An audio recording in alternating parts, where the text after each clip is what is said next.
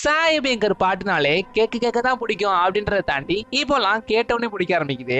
அதாவது இன்னைக்கு ஓம் படத்தோட ஃபர்ஸ்ட் சிங்கிளை ரிலீஸ் பண்ணிட்டாங்க. அந்த ஒரு பாட்டை கேட்டோடனே பிடிக்க ஆரம்பிச்சிருச்சு. ஆனா பாட்டு தான் என்னன்னு புரியல. எனக்கு என்னமோ இன்னும் 2-3 நாள்ல நமக்கே இந்த பாட்டு புரிய ஆரம்பிச்சு பாட ஆரம்பிச்சிடும் நினைக்கிறேன்.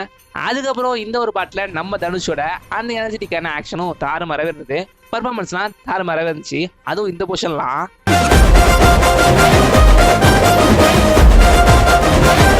அதுக்கப்புறம் நம்ம இசையமைக்கிறோட வேலையில இந்த ஒரு பொசிஷன் என்னன்னு புரியலனாலும் நல்லா இருந்துச்சு.